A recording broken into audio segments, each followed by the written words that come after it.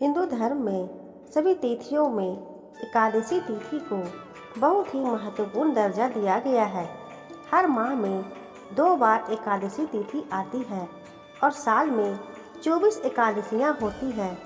एकादशी के दिन भगवान विष्णु की पूजा की जाती है और व्रत के साथ साथ दान पुण्य का भी महत्व है। एकादशी का व्रत निराहार और निर्जल रखा जाता है और इस दौरान अन्न जल ग्रहण नहीं किया जाता है। हर एकादशी का अपना महत्व और कथा है। इस दिन भगवान विष्णु और तुलसी के पौधे की पूजा का विधान है। चलिए जानते हैं कि एकादशी का क्या महत्व है और इस दिन चावल के सेवन से निषेध क्यों बताया गया है। शास्त्रों में कहा गया है कि एकादशी के दिन चावल का सेवन नहीं करना चाहिए। खासकर जिस घर में एकादशी के निमित्त व्रत रखा जाता है वहाँ तो चावल बिल्कुल भी नहीं खाना चाहिए। इसके पीछे दरअसल एक मान्यता है। कहा जाता है कि एकादशी के दिन चावल को जीव के बराबर माना जाता है। इसके पीछे की कथा इस प्रकार है। एक बार ऋषि मेधा ने गलती से अपने यज्ञ में आए एक भिक्षु का अपमान कर दिया। इससे माँ दुर्गा उनसे नाराज हो गईं। माँ दुर्गा को मनाने के लिए ऋषि मेघा ने अपने शरीर का त्याग कर दिया और उनका शरीर जमीन में धंस गया। इससे प्रसन्न होकर माँ दुर्गा ने वरदान दिया कि उस जमीन पर आगे अन्न उगेगा। एकादशी के दिन उसी जगह पर धान उगा और इसलिए चावल को एकादशी के दिन जीव के तुल्य माना जाता है। इसलिए एकादशी के दिन चावल खाना निषेध बताया है। एकादशी तिथि पर भगवान विष्णु की विधिवत पूजा करनी चाहिए। इस दिन निर्जला व्रत किया जाता है। इस दिन सुबह नहा धोकर भगवान की पूजा का संकल्प लें और पूजा के बाद जल से भरे कलश का दान करना पुण्यकारी माना जाता है।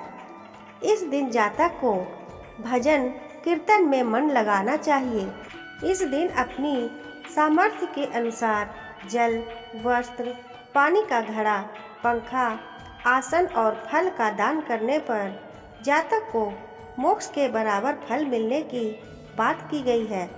इस दिन चावल या आटे का ना तो सेवन करना चाहिए और ना ही दान करना चाहिए। इस दिन तुलसी की पूजा करनी चाहिए और तुलसी की परिक्रमा करनी चाहिए। धर्मराज युधिष्ठिर कहने लगे कि हे भगवान, मैंने मार्गशीर्ष कृष्ण एकादशी अर्थात उत्पन्ना एकादशी का सविस्तार वर्णन सुना।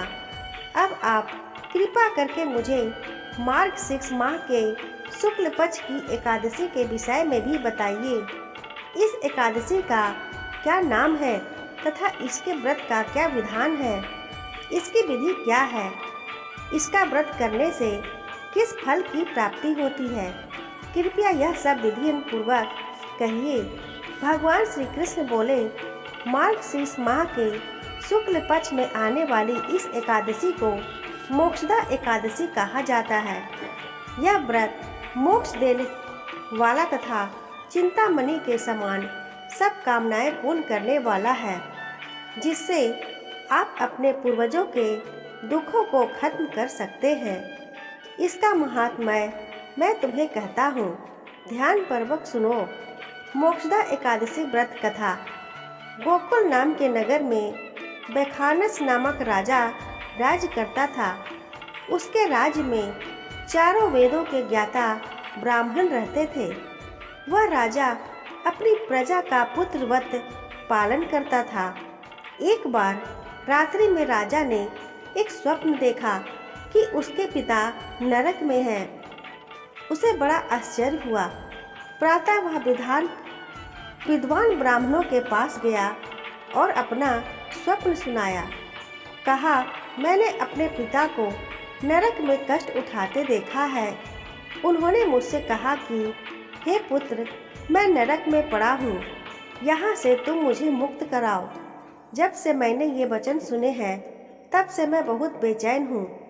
चित्त में बड़ी अशांति हो रही है। मुझे इस राज्य, धन, पुत्र, स्त्री, हाथी, घोड़े आदि में कुछ भी सुख प्रतीत नहीं होता। क्या करूं? राजा ने कहा, हे ब्राह्मण देवताओं, इस दुख के कारण मेरा सारा शरीर जल रहा है। अब आप कृपा करके कोई तप, दान, व्रत आदि ऐसा उपाय बताइए जिससे मेरे पिता को मुक्ति मिल जाए। उस पुत्र का जीवन व्यर्थ है जो अपने माता पिता का उद्धार न कर सके। एक उत्तम पुत्र जो अपने माता पिता तथा पूर्वजों का उद्धार करता है वह 1000 मूर्ख पुत्रों से अच्छा है। जैसे एक चंद्रमा सारे जगत में प्रकाश कर देता है परंतु हजारों तारे नहीं कर सकते। ब्राह्मणों ने कहा, हे राजन, यहाँ पास ही एक भूत, भविष्य, वर्तमान के ज्ञाता पर्वत ऋषि का आश्रम है। आपकी समस्या का हल वे जरूर करेंगे। ऐसा सुनकर राजा मुनि के आश्रम पर गया। उस आश्रम में अनेक शांत चित्त योगी और मुनि तपस्या कर रहे थे। उसी जगह पर्वत मुनि बैठे थे। राजा ने मुनि को साष्टांग दंडवत किया। मुनि ने राजा से सांगोपांग कुशल पूछी। राजा ने कहा कि महाराज, आपकी कृपा से मेरे राज्य में सब कुशल है, लेकिन अकस्मात मेरे चित्त में अत्यंत अशांति होने लगी है। ऐसा सुनकर पर्वत मुनि ने आंखें बंद की और भूत विचारने लगे। फिर बोले, हे राजन, मैंने योग के बल से तुम्हारे पिता के कुकर्मों को जान लिया है। उन्होंने पूर्व जन्म में कामातुर होकर एक पत्नी को रति दी, किंतु सौत के कहने पर दूसरे पत्नी को ऋतु दान मांगने पर भी नहीं दिया। उसी पाप कर्म के कारण तुम्हारे पिता को नरक में जाना पड़ा। तब राजा ने कहा, इसका कोई उपाय बताइए। मुनि बोले, हे राजन, आप मार्ग शीर्ष एकादशी का उपवास करें और उस उपवास के पुण्य को अपने पिता को संकल्प कर दे। इसके प्रभाव से आपके पिता की अवश्य नरक से मुक्ति होगी। मुनि के ये वचन सुनकर राजा महल में आया और मुनि के कहे अनुसार कुटुंब सहित मोक्षदा एकादशी का व्रत किया। इसके उपवास का पुण्य उसने अपने पिता को दे दिया। इसके प्रभाव से उसके पिता को मुक्ति मिल गई और स्वर्ग में जाते हुए वे पुत्र से कहने लगे, हे पुत्र, तेरा कल्याण हो। यह कहकर स्वर्ग छोड़ चले गए। मार्गशीर्ष मास की शुक्ल पक्ष की मोक्षदा एकादशी का जो व्रत करते हैं उनके समस्त पाप नष्ट हो जाते हैं। इस व्रत से बढ़कर मोक्ष देने वाला और कोई व्रत नहीं है। इस दिन गीता जयंती मनाई जाती है। साथ ही यह धनुर्मास की एकादशी भी कहलाती है। अतः इस एकादशी का महत्व कई गुना और भी बढ़ जाता है। इस दिन से गीता पाठ का अनुष्ठान प्रारंभ करें तथा प्रतिदिन थोड़ी देर गीता अवश्य पढ़ें। दोस्तों, आशा करती हूँ आपको ये कहानी पसंद आई होगी।